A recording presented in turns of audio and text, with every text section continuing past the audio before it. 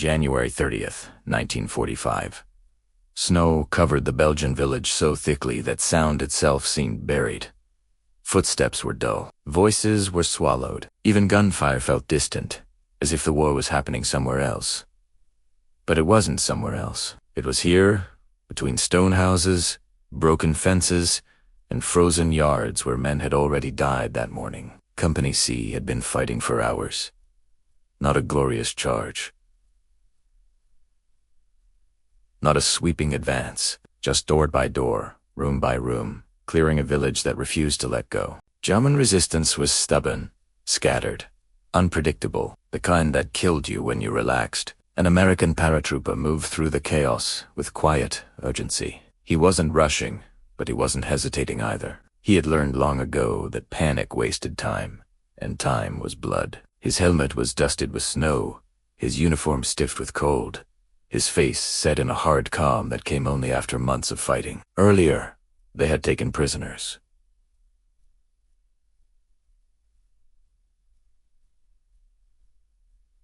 Too many of them. German soldiers had surrendered in clusters as the Americans pushed forward. Some dropped their rifles quickly. Others waited until the last second. By mid-afternoon, dozens had been captured. There was a problem no one liked to admit out loud.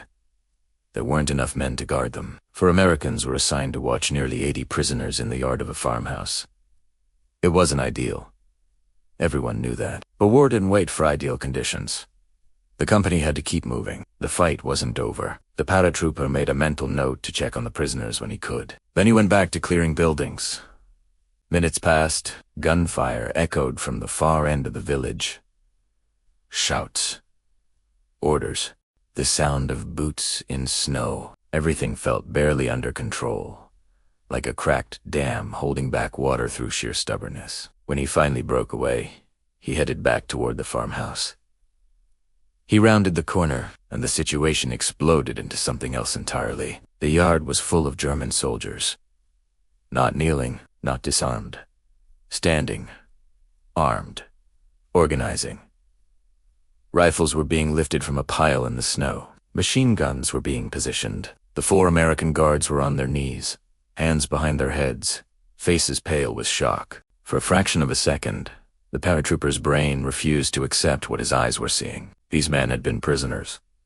Now they were an army. He counted without thinking. 90, maybe more. Too many. Far too many. If they attacked from here, from behind, the Americans scattered through the village would be slaughtered. No warning. No chance to regroup. A German officer noticed him instantly. The officer stepped forward with sharp, practiced anger, shoving his submachine gun straight into the paratrooper's stomach. The cold metal pressed hard through layers of fabric and muscle. The officer shouted something in German, his face red, veins visible, breath sharp in the winter air. The meaning was obvious. Surrender. He didn't step back. He stood there, surrounded, the math impossibly bad. 90 against 1, his men already captured. A gun pressed into his gut. This was the moment when most men broke, when survival instincts took over and pride vanished. The German officer shouted again, louder, furious now. Soldiers behind him watched closely. They expected fear. They expected compliance. They expected a defeated man. Instead, the paratrooper laughed. Not a quiet laugh. Not nervous. Real laughter, loud and uncontrolled, tearing out of him in short bursts that made no sense in the frozen yard. His shoulders shook. His head dipped forward slightly. As if the sound couldn't be stopped, the effect was immediate. The officer froze, confusion flashing across his face. This wasn't in the manual. Prisoners begged. They pleaded. They went silent. They did not laugh with a gun pressed into their body. Around them, German soldiers hesitated. One glanced sideways. Another lowered his rifle a fraction, uncertain. The laughter broke the rhythm of the moment, shattered the certainty they'd built. The officer's grip tightened, then loosened, then tightened again. He hesitated. That pause was small. Almost invisible. It was everything. The paratrooper's laughter continued, strange and unsettling, echoing off the stone wall. He lifted his hands slowly, as if finally giving in, as if understanding had dawned. The officer watched closely, convinced this was surrender at last. The hands moved with deliberate slowness. Then one hand closed around the grip of a submachine gun slung across his body. In the instant the officer realized his mistake, it was already too late. The laughter stopped. The paratrooper moved with explosive speed. The weapon came up. The first burst of gunfire tore through the frozen air at point-blank range. The officer went down before his finger could finish pulling the trigger. Shock rippled through the yard. The paratrooper didn't stop. He pivoted, firing into the nearest cluster of soldiers, shouting over the noise, his voice cutting through the chaos. "Get their weapons!" The kneeling Americans reacted instantly. Hands grabbed rifles from the snow. Men who had been prisoners seconds earlier became fighters again. The Germans were caught in the worst position possible, reacting instead of acting. Some fired wildly.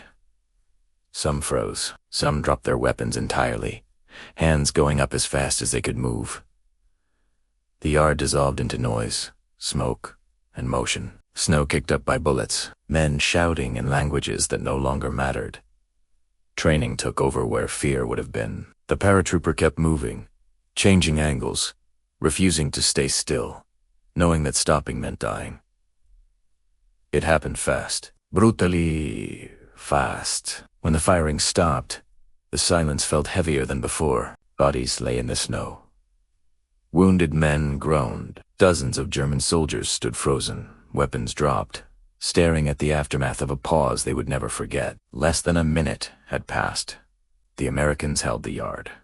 The village was saved, and the reason wasn't strength, or numbers, or luck. It was hesitation. Because in war, the moment one side pauses, the other side decides who lives. The silence did not last long. War never allows it. Somewhere in the village, gunfire resumed, sharp and impatient, pulling the world back into motion. The surviving Germans were disarmed quickly, this time under heavy guard. No chances, no assumptions. The Americans had learned what a pause could cost. The paratrooper stood in the yard for a moment longer, breathing hard, the cold air burning his lungs. His hands shook now that the moment had passed, not from fear, but from release. The kind that comes after you realize you are still alive when you should not be. He looked down at the snow, already stained and trampled, and then at the men around him. They were staring at him like he was something unreal. He didn't feel unreal. He felt tired. Orders came quickly. The village had to be secured before nightfall. The Germans who surrendered were marched away. The wounded were treated where they lay. There was no time for reflection. There never was. By evening, the firing died down, and the Americans held the ground they had paid for. Word spread anyway. Stories always do in war. They move faster than bullets. A man surrounded by enemies, a gun in his stomach. Laughter. A sudden reversal so violent and fast that no one could explain it properly. Each retelling sharpened the edges, but the core remained the same. The Germans paused. That pause changed everything. When the fight finally ended, paperwork followed. Reports were written. Statements taken. Men were asked to describe what they had seen, and many struggled to find words that sounded believable even to themselves. The facts were simple. The implications were not. Higher command read the accounts and asked questions. Then they asked them again. No one doubted. The outcome: too many witnesses. Too many bodies. What stood out was not the number of enemy soldiers killed or captured. It was the decision made in a fraction of a second when surrender would have been reasonable. Weeks later, a medal was approved. The paratrooper accepted it the same way he had accepted everything else in the war. Quietly. He did not give speeches. He did not dramatize the moment. When asked why he laughed, he gave no clear answer. Sometimes the mind reaches for strange tools when there are no good options left. After the war, he went home. There were no parades waiting for him every day. No audience, eager to hear the same story over and over. He returned to ordinary life, to work that mattered in quieter ways, helping men who carried the war with them long after the shooting stopped. He did not talk about that yard unless someone asked directly. Even then, he kept it short. Time passed. Decades passed. Wars came and went. New names replaced old ones in history books. But the moment remained, preserved in records and memory. Not because it was loud or dramatic, but because it revealed something uncomfortable and true. War is not decided only by firepower or numbers. It is decided by human reactions under pressure. Fear, confusion, hesitation. In that frozen yard, the Germans had every advantage. Weapons, numbers, position. What they lacked, for a single second, was certainty. They hesitated, expecting obedience, expecting fear to do their work for them. They were wrong. The lesson was never about laughter or bravery in the heroic sense. It was about momentum, about understanding that in war, control is fragile. Lose it for even a heartbeat, and the balance shifts. That is why the moment endures. Not because one man fought many, not because medals were given, but because an entire outcome turned on a pause so small that most people would never notice it happening. And because once that pause ended, it was already too late.